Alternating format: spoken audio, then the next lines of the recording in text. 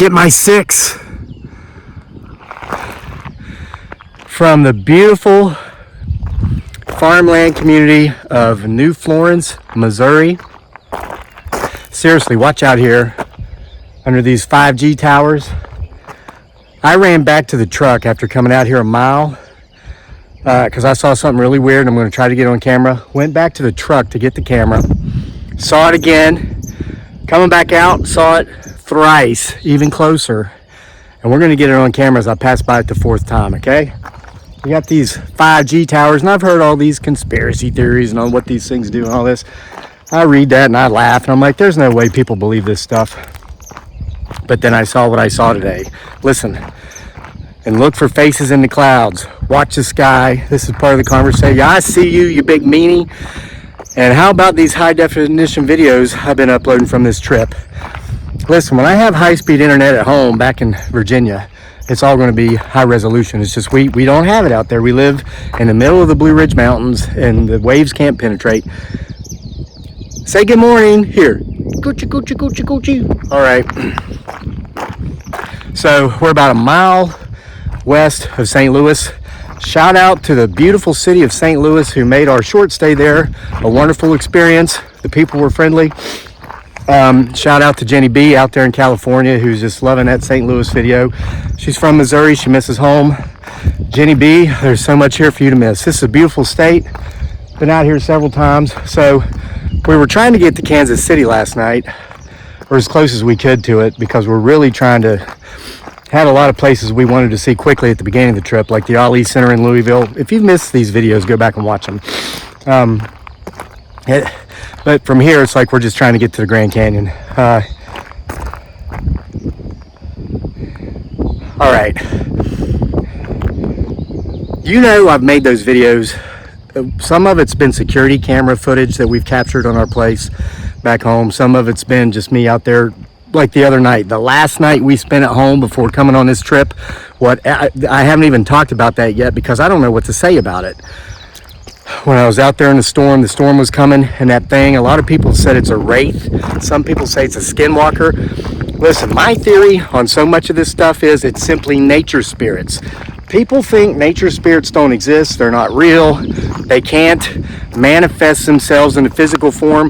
The hell they cannot. The hell they don't, the hell they can't. We've seen it too many times, and I think that's what we have going on up here. But you know, there's been a few times when it's been like bundles of straw, just like sawgrass on our property, and we put slow time-lapse cameras. We did this I think 2 or 3 years ago, and we have seen from where in the morning these bundles of straw are in one place, and then by afternoon they're somewhere else, and at evening they're yet somewhere else again. And as soon as darkness falls, these suckers grow legs and walk around. We've seen that. Well, I think we might be seeing it up here today. We're going to get it on video. But while I'm making my way up there, and you're probably thinking, what? You're driving 6 or 8 hours a day and you're still running every morning? Heck yeah. Let me tell you, the more active you are, the more energy you'll have, the less aches and pains you'll experience. The times in my life when I haven't exercised, I haven't focused on my diet, I haven't focused on being healthy, I would get aches and pains from doing nothing. Yeah, you can get aches and pains from doing nothing. Most people have aches and pains from doing nothing. Or if I did like a minor activity, I would get injured. I would literally get injured somehow picking up sticks or boxes. Seriously, it's because I wasn't fit. I wasn't in shape. So I am now, and I'm not going to lose this level of fitness by driving across the country and back. I'm going to maintain it by getting out here and running 3 to 5 miles every morning. But I want to give a shout out, and we're getting close to that thing, okay? To Melanie Baker, longtime viewer, Etsy customer. Melanie, I hope you enjoy that deliciously baked lumpia. Yeah, you can bake the lumpia, guys. You don't have to fry it. That's how they do it in the Philippines. That's what the instructions say. But I personally don't eat fried foods, or very minimally. So Dearly cooks the lumpia I eat in our air fryer. It's just a healthier way to cook it, and it's just as delicious, trust me. So, but Melanie messaged us. She was talking about her lumpia that she received, and she was talking about a bunch of stuff I'd kind of heard of. I'm not too familiar with it, but so I don't want to go into detail with that and explain something that I'm not qualified to explain, and I hope you're getting my 6. If you think there's no potential Bigfoot, Sasquatches, or Wendigos, or any of this stuff in Missouri, you're crazy. You're crazy. If this stuff exists in one place, why can't it be everywhere or anywhere? So Melanie mentioned in the comments, or in the message she left for us, how she loved watching us so much because we create our own realities. And that's something I want to talk to you about here as we're walking up to this potentially really freaky, weird thing. We all create our own realities. Whether you're aware of that or not, the reality in which you live, for the most part, you've created, okay? And I'm going to use this example. Well, I'm going to use many examples, but like right now, gas prices are at a record high. I heard just a couple of days ago that for the first time in history, gas prices in America are averaging $5 per gallon. And of course, you get out to the People's Republic of California, they're over $6, $6.50. We're cutting that section of the trip off. We're just not going there. We are not supporting that. We work hard for our money, and we're not giving it to them for gouging. Okay, so most people would say, OMG, your family is taking like a 6,000 mile trip at a time when gas prices are at a record high. That's insane. And here's why: because most people, the majority of human beings right now will be saying, well, there goes our summer trip. Well, there goes our vacation. We can't do that because of gas prices, or I can't even get to work because of gas prices, or I can't even go to the grocery store. Listen, we create our own realities. And one of the things that we do in our family in regard to that creation of our reality is we do not say the word can't. It's not part of our vocabulary. This is something I had to teach myself to do, and I've been doing it for years. Dearly naturally did it, so we're a perfect match when we met like 13 years ago. Instead of saying, I can't do that, most people use it as an excuse. Most people simply don't want to do these things, so they make an excuse. They say, well, I can't do that because of this, or I can't. No, you're lying to yourself, and you're hoping everybody else is believing your lies. They might act like they do, but they don't. They know you're an excuse maker. And listen, so what we say, instead of saying, well, we can't take that trip now because of that a-hole Putin over there wrecking the global gas prices, we say instead, how can we? So this is what we want to do. We want to take this trip. So whereas 9 out of 10 people say, well, we can't do that because of gas prices. No, we say, how can we make this trip happen? And then from there, you see that it's possible, and you come up with the solutions. You don't focus on the problem, you focus on the solutions. Some of our solutions, they were simple. They're like, okay, we spent $1,200 a month in food and groceries. Well, we would have to spend that money if we stayed home for that month in Virginia anyway, right? Well, we're going to spend it on the road. And get this, and we got this advice from our good friend Janice that we saw in Louisville. That's why we're trying to hurry up and get to Louisville to see her while she's in Kentucky doing some stuff for the Army. She's a lieutenant colonel, and then she's got to go back to where she's stationed full time. So we met up with her, and she's made this trip several times, her and her family. She told us this, and it's so true. You can go to a super Walmart, you can go to a grocery store, most of them, and you can get a rotisserie chicken for $6. You can get a bag of mixed salad with dressing and croutons in it for $3 or $4. For $10, our family of 3 has dinner, and Dearly's brought cooking apparel with her, and she's cooking rice. We've got rotisserie chicken, rice, and salad for dinner, and there's enough left over for lunch the next day. You can find these cheap meals, and basically, so we're going to spend about $500 on this trip in food.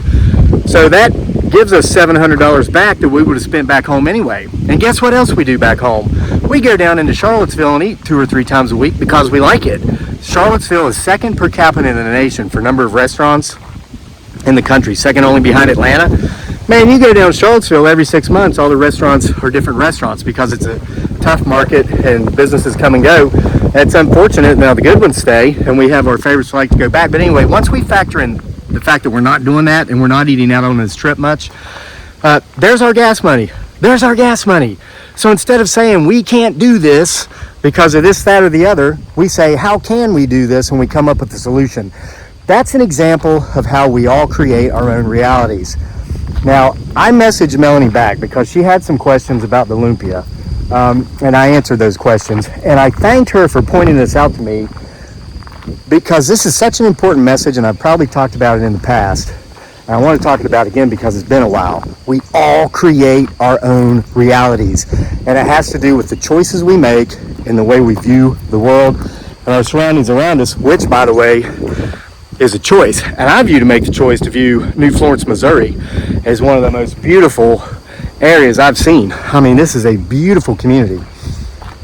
So I use this example with Melanie when I messaged her back. There's an individual whose property borders mine, and I share property boundaries with 6 different individuals. So any of those people watching, well, they're going to know exactly who I'm talking about, but nobody else will. But I want to point this out. One of these individuals views the world as an ugly place, and he views everything in it as ugly. Me, my family, my wife, our son, we view the world as a beautiful place, filled with beautiful things, filled with beautiful people. Yeah, of course, there's some stinkers out there, and fortunately, I've learned to identify them sooner as I've aged, and so you don't get caught up being involved with them. Because let me tell you, people's energies, whether it's positive, whether it's negative, it's contagious. It's like a virus. If you're spending time around the people that say, I can't do this, I can't do that, for whatever reason, it's just a matter of time before you're going to find yourself saying, well, I can't do this and I can't do that. You're going to become one of them. You've got to get them out of your lives. So at any rate, in the message to Melanie, and we often use this individual as an example for our son, as we're trying to, help him shape his mindset. We want his thoughts to be his own, but we just try to guide him towards focusing on the good, focusing on the positive, leaving the rest behind. This guy came from a middle-class family, educated professionals, his parents were. They were able to provide him an education at a wonderful university. Dude had every opportunity. He had every qualification to just go out there into this big, beautiful world and be as successful as he wanted to be. Well, he made the choice not to. He made the choice to do nothing, and he spent his time, and we're talking about somebody who's well into their 50s, coming up with every possible excuse as to why he can't, why he couldn't, why he didn't. And it's funny, and we have nothing to do with these people now. This person or his domestic partner, whatever, because she's as mentally ill as he is, just a different condition. The negativity is the same. One day, he was literally standing in my yard explaining to me how by simply having a child, by bringing a child into this world, is the biggest act of child abuse one could commit, because the world is such a terrible, ugly place, and how could anybody knowingly bring another human being into it just to suffer a lifetime of suffering? Okay, I know that's redundant, but hey, whatever. You're redundant? No, I'm redundant, I know it. And while he was telling me this, I was looking up in our field, and this was a few years ago before our meadow, which is quickly becoming a forest, had started to grow back up. And I saw one of the most beautiful sights at that time. I'm sorry my hand's shaking. I haven't had breakfast yet. It's still morning, so my blood sugar's low and I just ran 4 miles.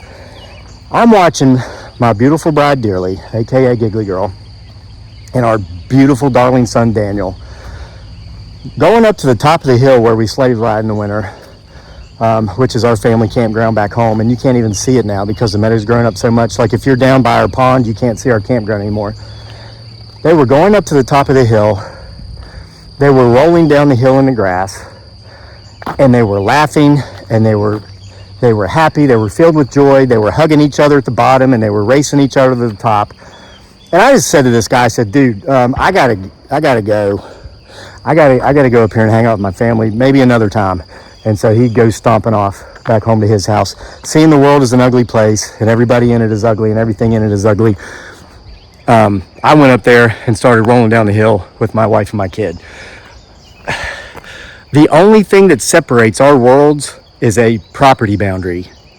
It's the same grass growing along that boundary and on both sides. Same trees, same water, same everything. The difference is how we make the choice to view the world. Now, I hear what you're saying. You're saying, well, maybe something really bad happened to that guy. I'm sure it did. Everybody has a story. Everybody has bad things happen to them, okay? And there are times it's no fault of our own, okay? But what happens to us in life is not nearly as important as how we react to what happens to us in life. That makes all the difference, okay? And when you look, you start to realize how much of this stuff we did have a hand in. And just a brief example of my personal past, I come from a very toxic background, a lot of abuse. That was my sense of normalcy. And it wasn't until I was literally almost 40 when I met Dearly that I finally realized, wait a minute, people who are always telling you how terrible you are, how bad you are, how you're not worthy of this, that, or the other, you're not worthy of happiness, you're not worthy of success. You should be content to take a job that pays you minimum wage where you cannot even afford to rent a crappy apartment and eat. You got to choose one or the other. Do you want to eat or do you want to have a crappy apartment? I listened to that for almost 40 years and believed that to be true. That was my reality. Had to run to get out of the way of that truck. We're getting close to where this stuff was up here, and I'm probably going to reverse the phone so I can zoom in. Happened in a hayfield by a cemetery. That's what makes it extra creepy. But listen, I finally had to say, you know what? Toxic love is a type of love I do not want. I refuse it. I will no longer accept it. I will never give it again because I was putting that kind of love out there myself because that's what I knew. I will only accept unconditional love, and that's the only kind I'm going to give.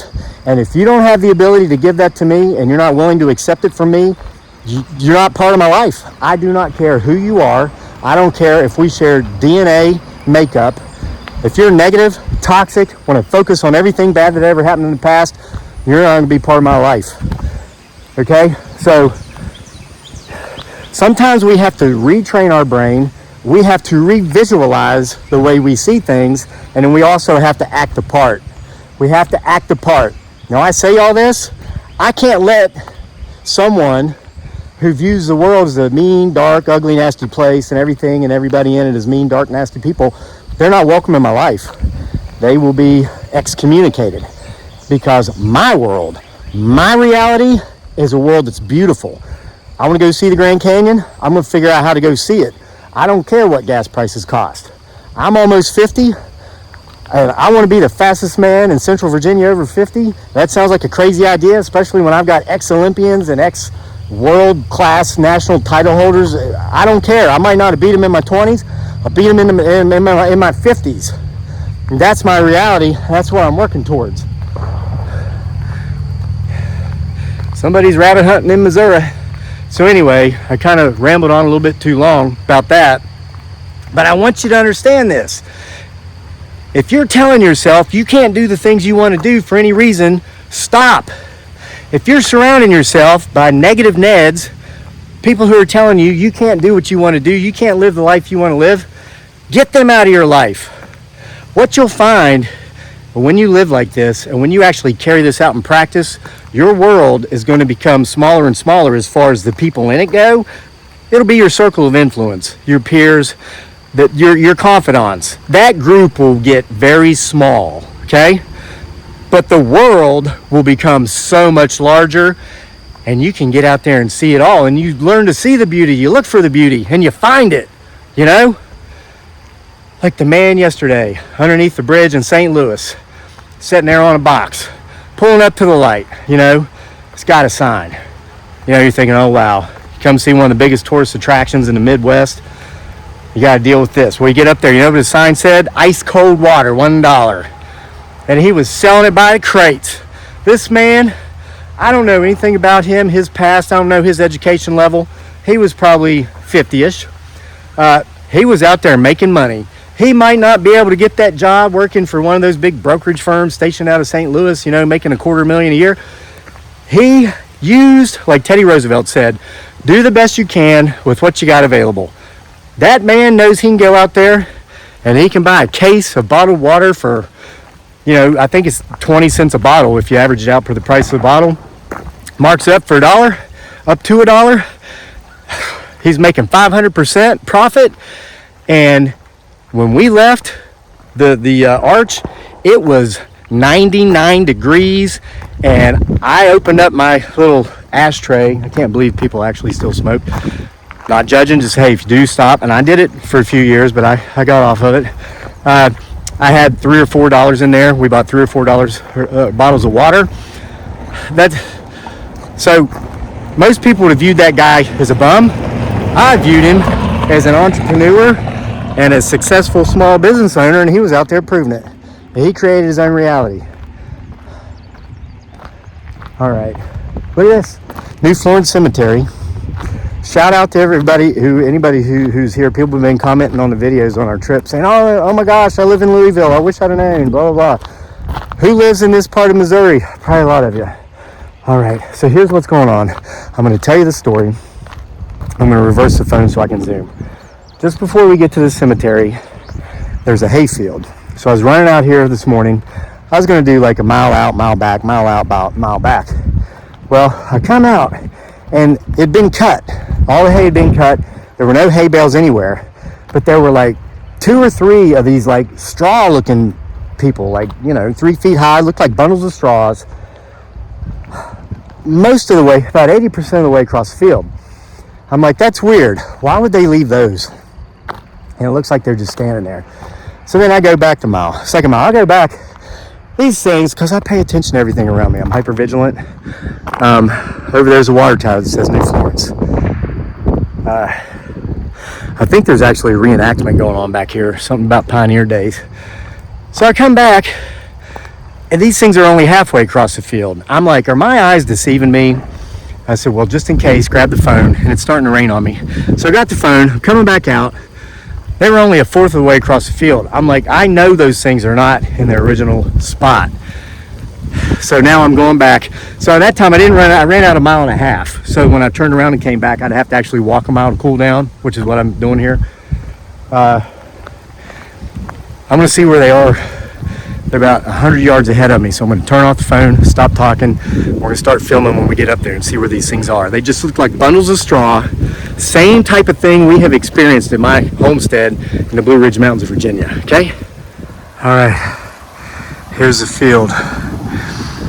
We're actually staying in an overpriced lodge up here. It's really crappy. $147 a night. The reason we stayed at the lodge last night instead of camping is because there was looked like tornado coming through. We wanted to get off the road and we didn't want to stay in a tent. So, but it's $147 a night. They got these signs up saying pools closed because of COVID. No breakfast because of COVID. Basically, they don't offer any of their amenities because of COVID, but they didn't lower the price. Yes, they will be getting a low ranking on Travelocity later today. But don't worry, other places are going to be getting 5 stars because they were worthy. If you're going to take away services and amenities because of COVID, lower the price. That's totally taking advantage. So these things were right over here. You see like this island area? First time, they were there. Came back through halfway, went back up, they were here. Now, oh my God, they're here. They're right here, laying on the ground. They have come all the way to the road. Time to wrap this one up.